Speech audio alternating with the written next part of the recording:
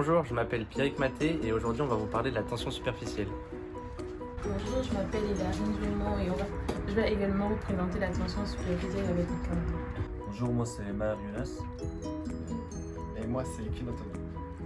Bon, tout d'abord, la tension superficielle, c'est un phénomène physico-chimique lié aux interactions entre les différentes molécules d'un fluide. Dans cette expérience, on va tout d'abord commencer par vous montrer la tension superficielle à la surface du verre. Je vais commencer par mettre de l'eau avec une seringue jusqu'à obtenir un aspect bombé à la surface. Voilà. Comme on peut le voir, il y a une tension superficielle à la surface du verre, ce qui empêche l'eau de couler. Et on remarque aussi que cette tension superficielle a une limite, puisque plus on rajoute de l'eau,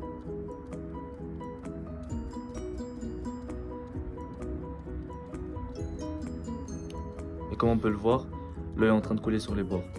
Donc on remarque donc que cette tension superficielle a une limite et assez fracturée en quelque sorte. Là, on a l'expérience du rectangle de fil de fer et la barre de fil de fer. On trempe notre rectangle dans de l'eau savonneuse et on prend le soin de retirer le rectangle tout doucement pour ne pas éclater la bulle de savon. Et après, on dépose la barre de fil de fer sur le rectangle. Et donc là, on voit que la barre reste en équilibre. Mais là, si j'éclate un côté,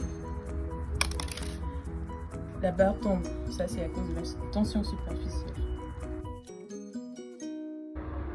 Bon, dans cette expérience, je vais vous parler encore de la tension superficielle et pour illustrer ce propos, nous avons réalisé avec un fil de fer un petit cercle. Nous avons introduit à l'intérieur un petit fil qui reste libre et qui n'est pas tendu. Donc si on trempe ce petit objet dans de l'eau savonneuse, on peut voir que le fil reste en mouvement et il n'est pas tendu. Mais si on agit sur l'ensemble et qu'on perce un côté, on peut voir que le fil s'est tendu. Et ça, il s'agit de la tension superficielle. Donc, dans cette expérience, je vais vous parler de ce que provoque d'autres la tension superficielle. Donc, pour cela, je vais prendre un tétraède donc de 4 côtés, trempé dans l'eau savonneuse. Lorsqu'on le ressort, on observe un point d'équilibre au milieu du tétraède. Cela est dû à cause de la tension superficielle qui réduit la surface des 4 côtés en réalisant 6 du coup. Et donc si on fait la somme des surfaces intérieures, elle est inférieure à celle extérieure. De même pour un cube, lorsqu'on le trempe dans l'eau savonneuse, on le ressort, on observe cette fois-ci une surface d'équilibre, donc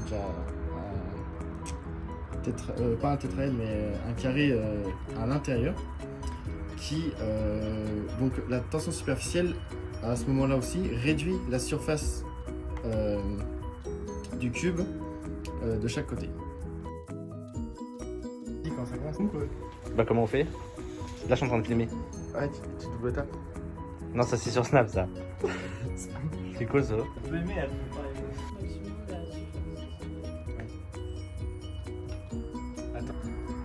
Donc aujourd'hui je vais vous parler de cette loi, on commence. De faire sur... C'est moi. Moi c'est Kinotoni et pour ça... Bon vas-y on recommence. Et après, on dépose la barre de fil de fer sur le rectangle. On voit très bien que notre rectangle il est en équilibre. Mais là, si Ça c'est éclaté. on s'attaque que notre barre est en équilibre, et là, oh, ça s'est éclaté.